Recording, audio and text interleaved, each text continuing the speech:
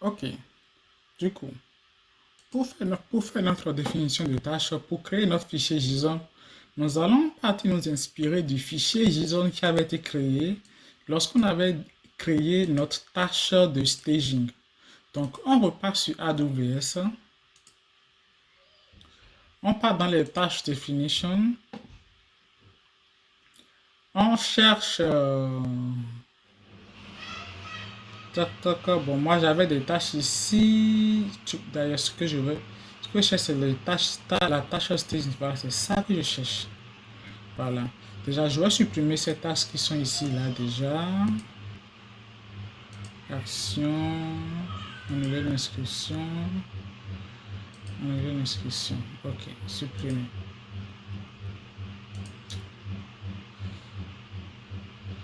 Et ça, non. Ceci aussi. Action, annuler l'inscription, supprimer. Parfait.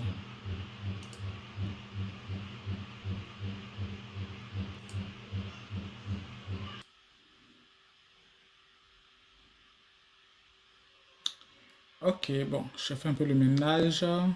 Du coup, je viens dans tâche F3 staging. Je vais dans ma dernière version de tâche que j'ai mise à jour. Je vais dans JSON et je vais récupérer son JSON. Je sélectionne tout son JSON. Oh non, je veux juste le JSON. Pas mal de copier ici, copier, voilà, copier dans le presse-papier. Du coup, il me copie tout le JSON là. Voilà. Et maintenant, nous allons repartir sur GitLab et le coller dans notre fichier taskreview.json. Alors, mon fichier taskreview, il est où? Tac, tac, il est ici. Du coup, on va faire un edit.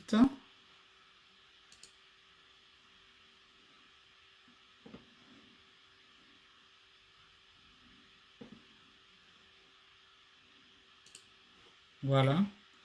Puis, on va effacer ça. On va coller à l'intérieur notre JSON qu'on a récupéré. Et maintenant, nous allons mettre à jour ce JSON. Alors, pour commencer, la définition de tâche avec la version, ceci, on va l'enlever. Lors de la création, AWS va nous le créer automatiquement. Du coup, oui, on l'enlève. Ici, on va donner un nom ici à notre... Bon, déjà, dans l'image ici, c'est l'image GitHub qu'on récupère sur notre registre. Lorsqu'on crée notre fichier, notre conteneur, CI/CD de F3 là, c'est l'image qui est sur le registre GitLab, pardon, qu'on récupère ici. Et on va donner un nom à notre app. On peut l'appeler app F3 Review.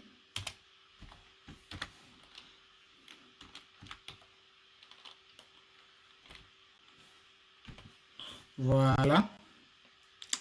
Ensuite, ici, qu'est-ce qu'il y a ici? Ici, la RN qui est ici, c'est la RN qui va pointer sur nos tokens de connexion à GitLab. Si vous vous rappelez, on avait inséré, lorsqu'on faisait la partie staging, des tokens de connexion à GitLab qui permettaient à AWS, pardon, de se connecter au registre de GitLab pour récupérer cette image-là.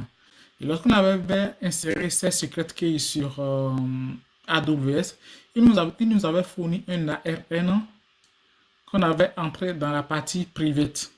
Voilà. Du coup, c'est cet ARN là qui est ici. Du coup, on le laisse là parce que c'est important.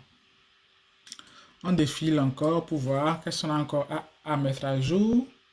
Euh, le port mapping, bon, le nom, bon, je peux me foutre un peu du nom. Je vais enlever le nom. Alors, oui, le route 5000 et le conteneur 5000. Si vous vous rappelez, j'avais expliqué l'importance de garder les mêmes ports dans le conteneur et dans l'autre. Dans la partie staging, j'avais expliqué cette importance-là. On défile encore le port, là, value 5000, ok. Ça, c'est la variable d'environnement. Si vous vous rappelez également dans la partie staging, à un moment donné, quand on n'avait pas rentré cette variable d'environnement, le conteneur ne tournait pas parce que dans notre Dockerfile, Unicorn récupère une variable d'environnement qui s'appelle port et à cette variable port, on a affecté la valeur 5000. Voilà. On va défiler vers le bas.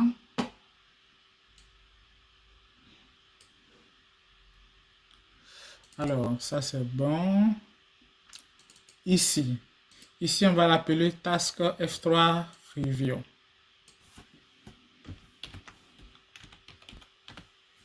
Voilà. Ceci on le laisse, ceci aussi on le laisse, ceci on le laisse, ceci ok, ok. On descend.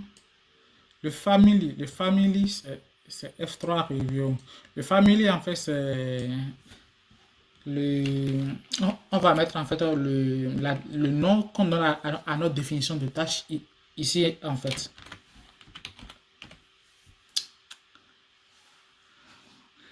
Alors, on va l'appeler comme cela. Ici, exécution roller. Cette partie aussi, elle est importante si vous vous rappelez. Lorsqu'on créait notre tâche de manière graphique sur AWS, on avait besoin de lui donner des rôles, c'est-à-dire des autorisations. Et ces autorisations étaient dans un rôle qu'on avait nommé en tant ECS Task Executor Role.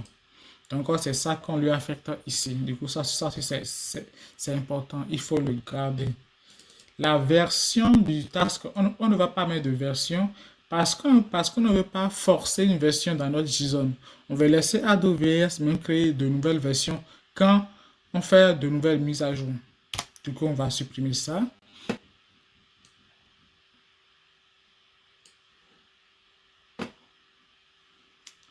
OK. Le network AWS Service, oui. Le volume, je peux me passer du volume. Ouais. Le statut aussi, je peux m'en passer. Du coup, j'enlève volume et statut. Cette partie require attribut, ça aussi, je vais l'enlever.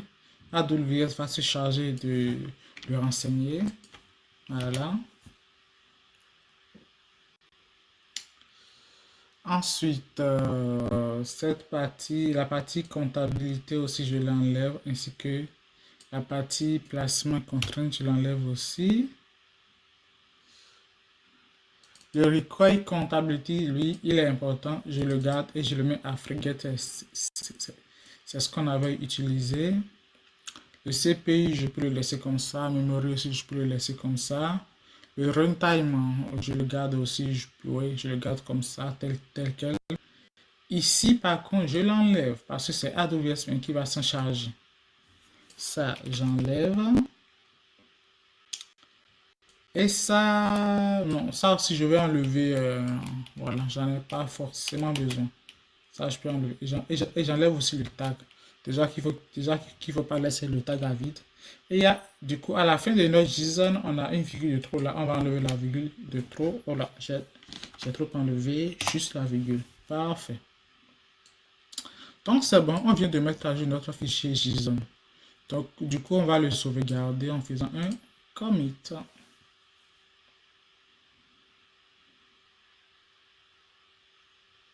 C'est top. Du coup, maintenant, on repart maintenant dans notre review.yaml. Je crois que c'était ici. Non, ma review.yaml. Ouais, c'est bien là. Donc ici, on va lui dire d'aller récupérer les informations qui sont dans task review.json. Parfait.